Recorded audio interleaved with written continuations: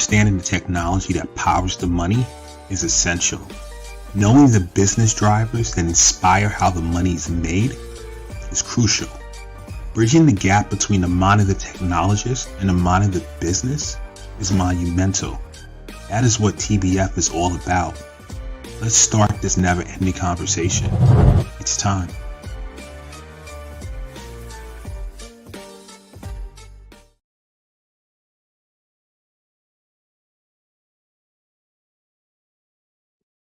Happy Friday. Welcome to another episode of the Tech Behind FinTech. I'm your host, Nnamdi Oswagu, and I'm happy to be here.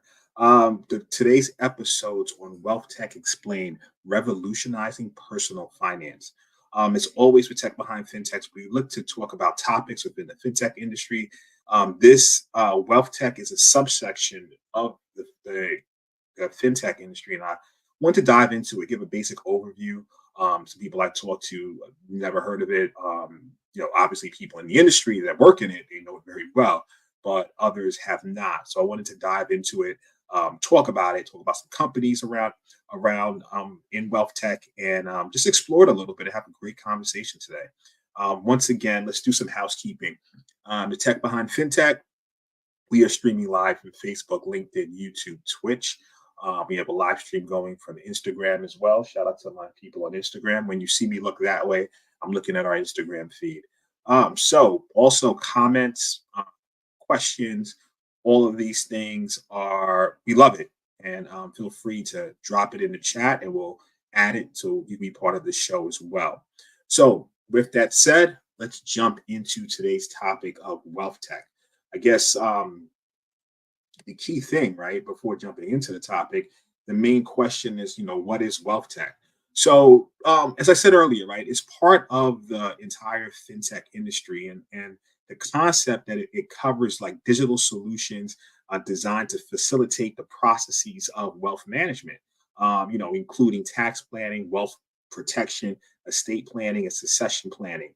I mean, in going through this episode, I would also think some other aspects like credit and things of that nature. I look at wealth tech as everything that encompasses the individual in terms of your individual portfolio and finance, especially the non-wealthy individuals, right? Like, making a certain income range, between whatever, like working professionals, whether you make $40,000 a year, 100,000 or 200,000, right? How is your portfolio being managed? Obviously, these types of services throughout time have always been available to the wealthy. I think with technology and the different wealth tech companies that came in place, it basically opened up the playing field to individuals that from all sorts of income backgrounds, just as long as you have a desire to save and build on your on wealth and invest. Whether you invest $25 or $250,000 or $1 million, you're still an investor. You still own or part of a company. That's the direction that you go in. It's just your scale is different. So I think what wealth tech has is the opportunity to basically allow you to manage your finances at whatever scale you find yourself in. You see, the initial, I'm not going to call it an issue, but if we think about it, right, earlier on, before the advent of all these technology solutions, the cost for a financial advisor to basically advise you, it just didn't make any sense, right? When they're dealing with a multi-million-dollar client, or they call it assets under management, that's essentially the range of the money that they are managing for you. So if your assets under management are in the millions and they're taking a percent of that, 1.25%, it's not a bad salary. But if your assets under management are, let's say, $5,000, it's just literally not worth it to them. They would have to charge you a certain amount, which would be cost prohibitive for someone with an AUM of 10K or 5K to even utilize those services. So if you look at, before 2008 early on. Well, not really 2008 because we can even argue that some of the earlier stock exchanges are a form of wealth management because once again, it opened up the playing field for free trades, where before you have to um, work with a stockbroker and so forth, and not many people had access to that. You have some people joining in from Instagram shouting you out. So, today's episode is on that to really dive into wealth tech, understanding different dynamics and so forth. Let me just go to my comment section. All right. So, you know, once again, this is like more of a basic overview. I would probably in a future episode, we'll have somebody that works in wealth tech or maybe a CEO of one of these firms to come join this conversation and really dive in. But for today, the goal is to give high level overview and talk about some companies and certain aspects of it. So, uh, one of the things in wealth tech is a concept called robo advising. And essentially, what that is like an automated financial advisor. Essentially, cost effective. So you basically will input your data into the system, and they'll take all of your financial goals and so forth, and create some sort of algorithm to help you basically hit your targets and invest. Totally automated. Whereas traditionally or prior, you would have a financial advisor help you out with that. So that's one of the technologies in wealth tech is this thing called uh, robo advising. So the textbook definition is, uh, robo advisors are a digital platform that provide automated, algorithm driven financial planning services with minimal human supervision. They are a form of wealth tech that has grown in popularity due to their efficiency, lower cost, and ability to offer personalized investment advice to a broad range of investors. So if we look at it, right, how does a robo advising work? Is looking at to see if you have any comments. Yeah. Um, so once again, right, traditionally you would look at a financial advisor to really help you walk through that. So an automated solution will involve some sort of data collection, right? So, what's your financial situation? What are some of your investment goals? Age, income, risk tolerance, time horizons, right? If you start investing in your 20s, you may have different goals than a person who's invested in their 40s or 60s closer to retirement. From there, with the data collected, they have some sort of investment algorithm that they would leverage to construct, your personalized investment portfolio.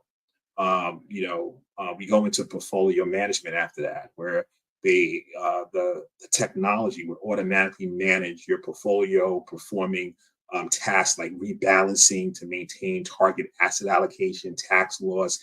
They harvest to optimize for taxes and adjusting portfolios over time as the user's financial situation or goals change. So you're inputting data because you may have a new job, you may make more, you may got it laid off. It may be different things you need to account for in terms of what are you depositing monthly. So the technology will account for all that. So that's typically how it works. Where if you look at the alternative, if you had a human financial advisor, they're working hand in hand with you to do that. So this is more of an automated solution. So I think one of the earlier technologies that came out in terms of robo advising is a technology called Betterment. I was looking to see, who was one of the first to do it, and they're often credited with being one of the pioneering robo advisors in the wealth tech sector. They came out in 2008, and the whole process was democratization of investment management services that were previously available to only more traditional expensive financial advisors. So that's one aspect of health tech. I mean health tech or wealth tech. So let's understand some other aspects of it, right? Some other components that we could address in wealth tech. Let me get my notes together. So we have, robo advising. We have uh, tax planning, right? So anything dealing with your personal finances and measurements. Hold on, let me get something real quick. I want to mention something here. Something that I wanted to break down the different components. Yeah, we have robo advising, personal finance management apps, digital brokerage, and wealth management platforms. So, in addition to the personal uh, dealing with actual, individuals to manage their personal finances, wealth tech also expands to technologies for actual advisors. So the human advisors we're talking about, they can be using technology in the background, so wealth management platforms to manage their clients' assets and so forth. So that's another form of wealth tech. It's enabling the human financial advisors to actually perform tasks on behest of their clients and so forth, in addition to other technologies that work directly with retail or directly with the consumer. So that's one aspect. I want to get into some I want to get into some numbers so we understand how much this particular market sector is worth, right? Um, we have that it was worth 9.7 um 9.8 billion in 2022, right? It was growing there. It's expected to grow at a rate of 25 percent every year. By 2028, it's predicted that the wealth tech market will be worth around 37.75 billion dollars. That particular market sector. When they say that, those are all the various technologies and so forth, and the amount that's particular these things are worth. So interesting, right? So we have from a robo advising. We talked about Betterment, digital brokerage, right? You know, or heard of Robinhood or E Trade, and some of their roles in democratizing stock market access, especially when you can buy percentages of shares of some of these platforms. Um, Personal finance management, so companies like Mint. Matter of fact, I have some companies I want to go over. Let me take it to the let's add this. I'll get this up real quick, right? So some of the wealth tech companies, Acorns, right, a micro investing app that allows users to invest spare change automatically. Already talked about Betterment, Wealthfront, a popular robo advisor offering tax optimized investing and financial planning tools.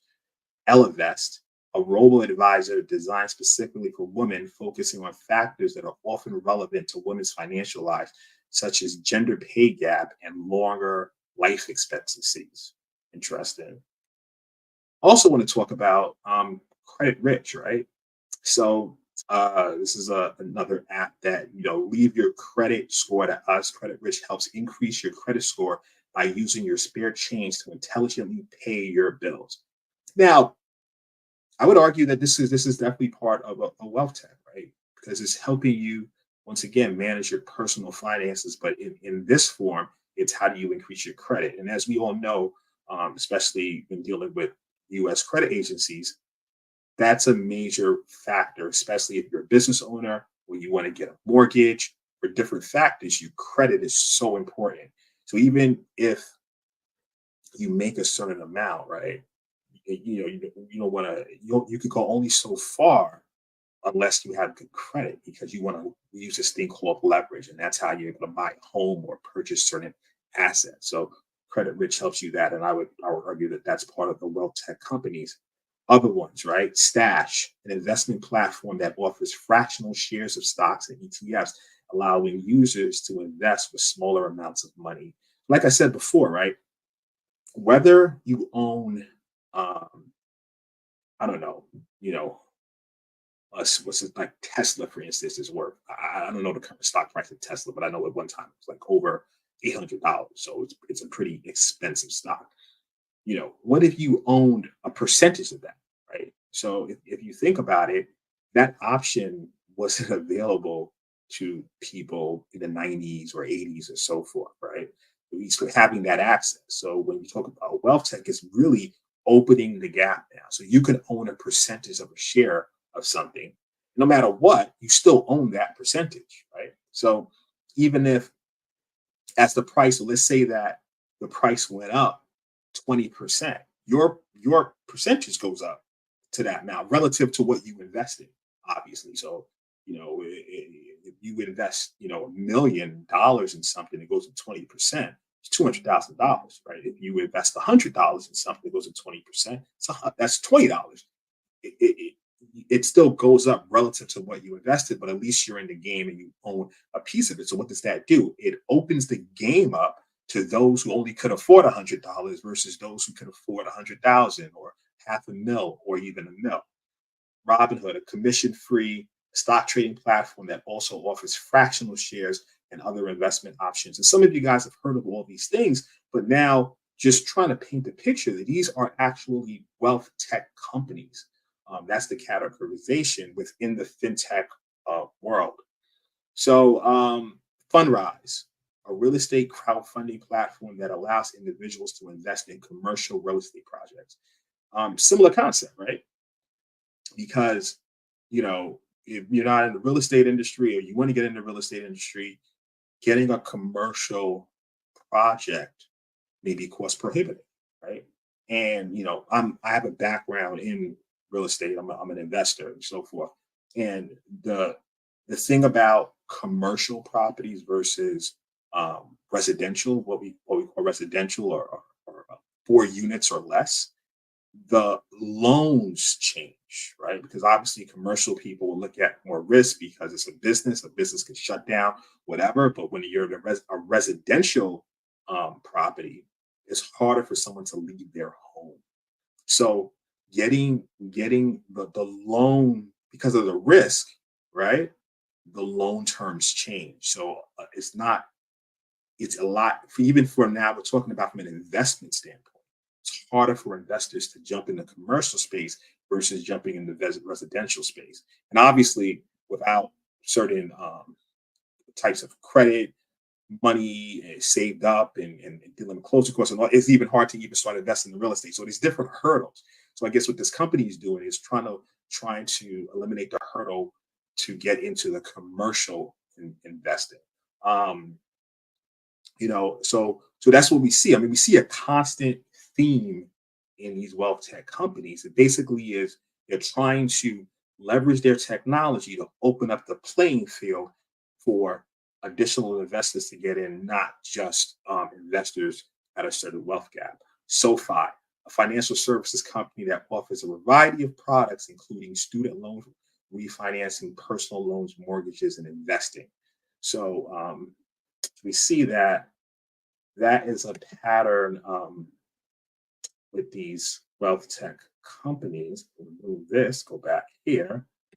So yeah, so like really, really interesting stuff. And another thing I wanted to talk about that we've seen over the years is the amount of, even though like we see that this market is growing in these wealth tech companies, investment is actually down.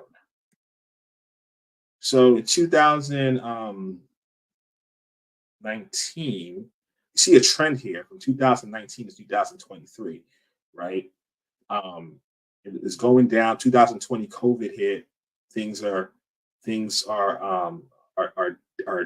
down, right? Like I think it's like these are in the billions. So you had like in 2019, you had like I think 4 billion invested, and it went down to 200 million. Then it jumped up in 2020 in 2021, right? Because we've seen that a lot of after the lockdown, things went up for a while in terms of you could imagine, right? The demand starts to go up because everyone was like locked down for a while. So what do you do when you lock down? A lot of online companies, anything online app based. they were doing very well during that period because people were at home. People were on their phones. They were isolated. They were figuring out ways to. A lot of people got into rebuilding things in their home or investing or watching streaming services. So we see that in 2021, um, VC dollars were really higher in that year for wealth tech. Kind of still was going a little bit lower, and then it just in 2022 and 2023 dipped all the way down. We saw that early in the year, like a lot of VC funding. Not saying totally dried up, but it went down from those previous years. And I think across the industry, uh, we've seen that happen. That I think that's all with the slides as well. So let me see if there's any questions coming in from the audience. I don't see any questions. So I'm going to keep going on. Yeah, it was one of those things like we always talk about, what is not we, in general, right? These things come up. So I just want to do a show and giving an overview on wealth tech and different companies in it and different things of that nature. Let's see if there's other things to talk about. So I mean, the elephant in the room, right? AI. How is AI? I mean, everything right now. I mean, especially if you look at robo-advising, artificial intelligence plays a lot into it, right? So it's like because they're gonna use the data that they collect, right, to create models for it. And that's part of the algorithm. So AI is used heavily in a lot of these applications, obviously that that provide advice on personal finances and so forth, because that's the latest and greatest technology doing useful things. You know what? Let's get into some challenges that wealth tech will face. I think we're going to get into some potential. Now that we covered it. We're gonna get a message from our sponsors, and we're gonna get into some potential challenges in wealth tech. And I think we're gonna field questions, and that may be our show today. So, but we're gonna get into some challenges. We're gonna take a moment for our sponsors, and then we will return right back. Let's go. Are you an emerging fintech with a limited budget seeking more sales and partners? Introducing Strategic Generation, your partner in leveraging cybersecurity for sales and partner enablement. Fintechs often lose opportunities due to unsophisticated cybersecurity programs. That's where we come in. Strategic Generation assists with due diligence, security posture visibility, penetration testing, and on-demand virtual CISO services. We connect your systems to our partnered platform, and voila! Instant access to real-time diagnostics and compliance frameworks such as SOC 2 and PCI DSS. Gain the confidence of prospects and partners. Strengthen your cybersecurity program and drive success. Stop losing deals due to cybersecurity.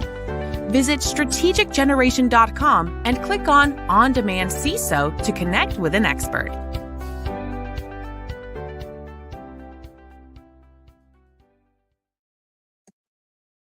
Just like that, we are back. So just build it up the comments real quick. All right, so let's get into some. Obviously, we looked at the positive. Not well, let me say positive. We just looked at the different aspects of wealth tech, going into some of the companies in the industry, talking about their market cap, and the different components within wealth tech. Right.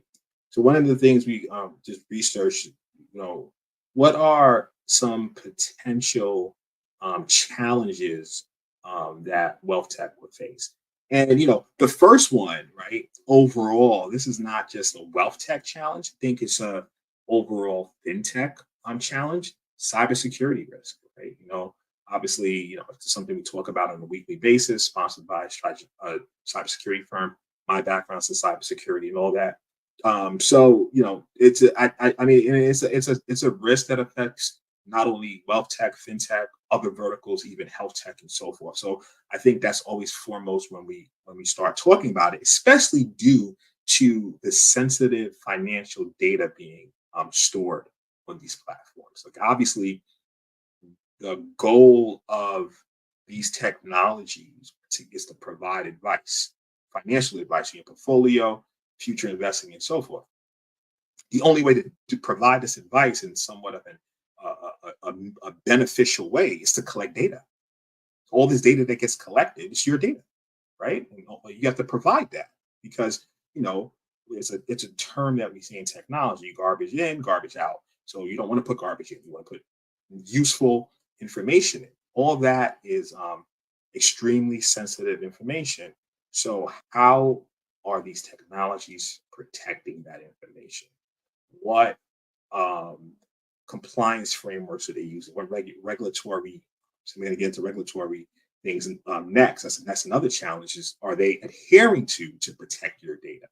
So that's a huge challenge. Like I said, I don't think it. I think it applies not only to wealth tech but to in general regulatory compliance. So the financial sector obviously is heavily regulated because uh, people don't want um, retail investors losing their shirts or and they try to protect them as much as possible. So hence regulation, right? So they must ensure that compliance laws are related to financial advice, data protection, anti-money laundering, right? 'Cause that's important because criminal factors can leverage some of these platforms to hide money, and so forth. So you make money illicitly, and now you take that money, go into a platform, put it in, right, in order to hide the original origins of those funds, right? And that's the whole concept of money laundering, right? You're getting money from illicit, illegal means, right? And then you're now trying to clean it up. So can it be done on some of these platforms? Obviously, it can. That's why they need to have AML, they call it anti-money laundering things in place. So that's also a challenge in terms of ensuring those things are in place. Another challenge research was integrating with traditional systems. So, wealth tech solutions, you know, they, they want to, you have these platforms and then you also have, they call it the incumbents. Those are your traditional financial banks that you are aware of, right? That you go to every day that you may bank at. There's power now in connecting these applications that you inputted your data, you have three things going on with the legacy applications in your traditional banks because now you have a broader view of your entire portfolio. So that's then another challenge, these integration channels, especially when they partner with banks and so forth. Um, Customer trust and adoption, another challenge, right? So even though there's advantages that we talked about with wealth tech, some investors may be hesitant to trust digital platforms with their financial planning and investment, especially when it comes to a complex or high value transaction. I mean, think about it. You, we're talking about the future, talking about retirement, talking about how you are going to provide for your family, provide for yourself. God forbid something happens to you, right? Will your family be taken care of? Some people feel more comfortable talking to an actual human being for these things. They don't want to necessarily deal with a piece of technology that's just giving you all this advice. So, for wealth tech companies, the challenge can be building that trust with their customers so their customers can adopt it.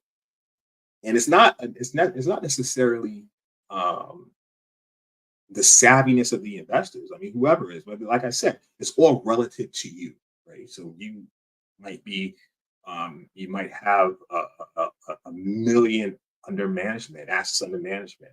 You might have 100,000. You may have 10,000, right? But if it's relative to your net worth, that figure is important to you. You may feel more comfortable talking to an actual human being. So building the customer trust and adoptions are definitely going to a challenge for them. Personalization versus automation, right? So while robo-advisors and automated platforms offer efficiency and scalability, they may lack the personal touch, what we just talked about. So a deep understanding of the individual client needs that a human advisor can provide, right? So you talk to a human, they may ask about, how's your daughter? The last time we talked, you mentioned that she was on her way to school. It's her freshman year in college. Get into these conversations. Some people feel good about that type of stuff. Where AI model might not ask you that, or it might, but it's coming from some computer. It's not a human being. It's somebody, whether it's the AI voice or an actual text base. So, that goes back to building the trust in the adoption aspect.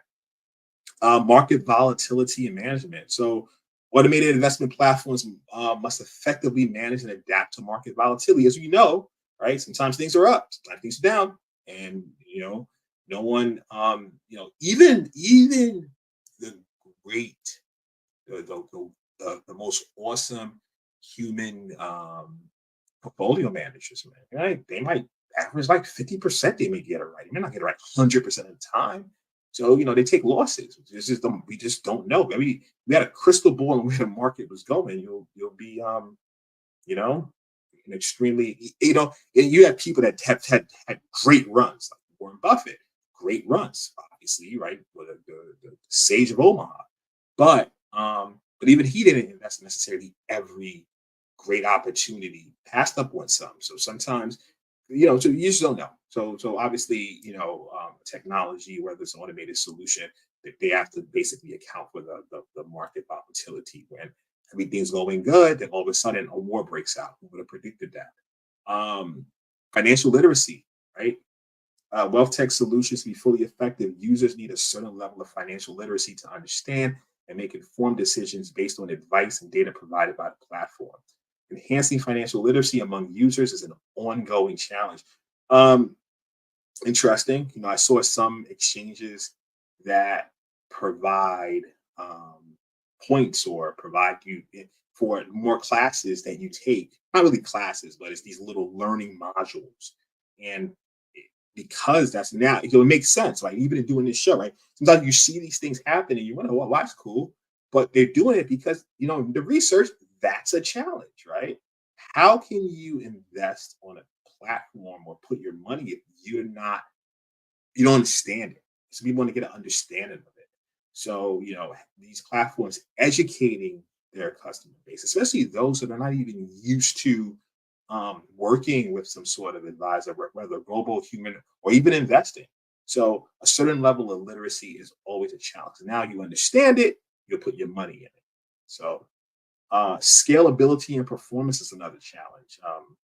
As these platforms grow, maintaining quality of service, platform performance, and customer support can be more difficult. Scaling operations while ensuring customer satisfaction requires careful planning and resources. Yeah, that's because then you start getting into depending on your tech stack. You start getting something we call tech debt, right? You start growing, or are you shoring up the behind the scene things that need to be shored up as you scale? And sometimes that doesn't happen, and then you grow rapidly, but you accumulate something we call tech debt.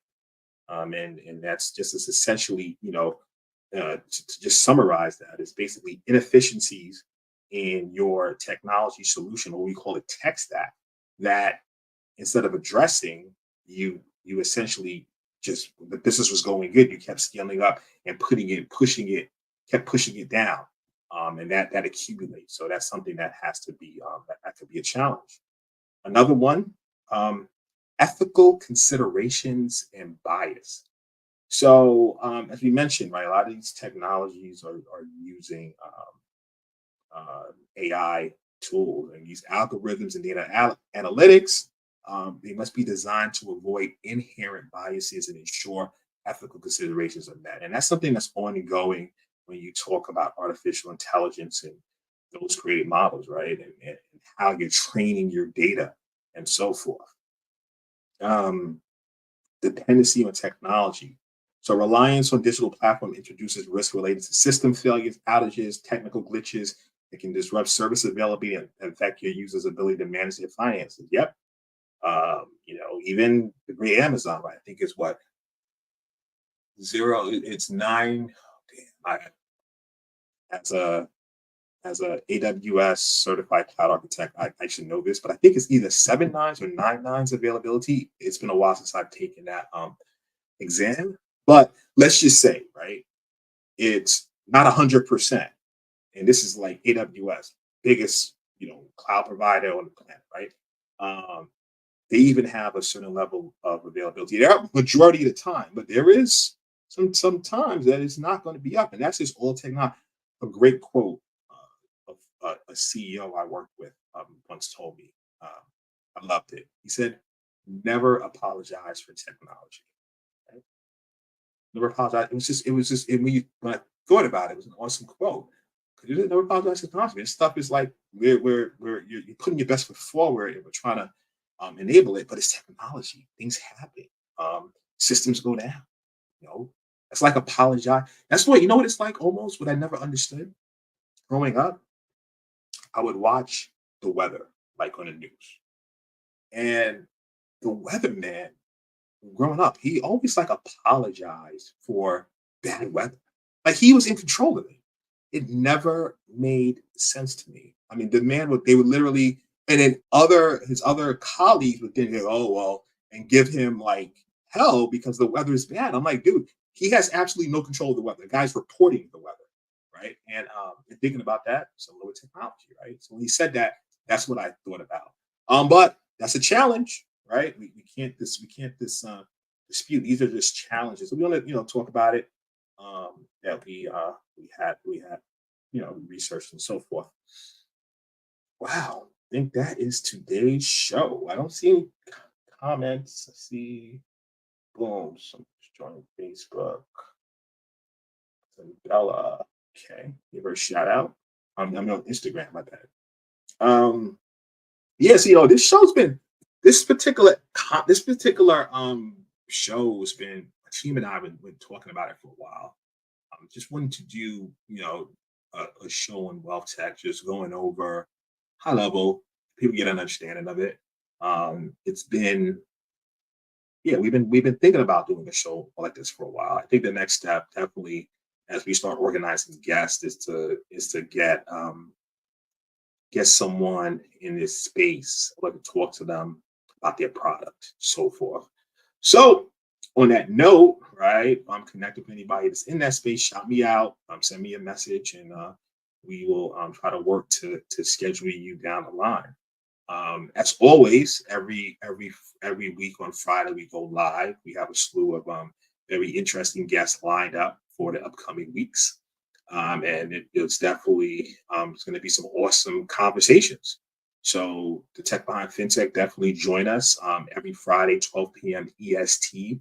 We are broadcasting live. If one of the days we're not broadcasting live, we're doing a rerun of one of our amazing 160 plus shows. We have a lot to choose from. So like any other station, sometimes you might go and you might be a rerun, but I think we're booked solid for the next few weeks. So on that note, as always, great talking to you guys. It's so funny because one of the things with doing this gig is like I was telling someone that you have to be comfortable literally talking to yourself. And even though I grew up in a I wasn't like I'm not an only child. I have siblings and so forth, but I'm the youngest, and a lot of them there was some age gaps, and they were doing their other things, being teenagers or whatever. So I spent a lot of time alone. So I kind of developed habit of talking to myself from a young age. So I guess it's now helping me out now because literally you're staring into the screen and have no clue if 100 people or 1,000 people or one person's watching you. But all good. All good. In any case, I thank you guys for watching this episode. Whether you watched it live, whether you are going to watch it tomorrow, whether you're watching it in a year from now, and you're catching up on this, appreciate your viewership. Appreciate all the comments and the people chiming in from different platforms. And once again, my name is Namdi Oswagu, host of the Tech Behind FinTech. We are live every Friday at 12 p.m. Have an amazing weekend. And thank you very much for tuning in. Really appreciate it. Cheers.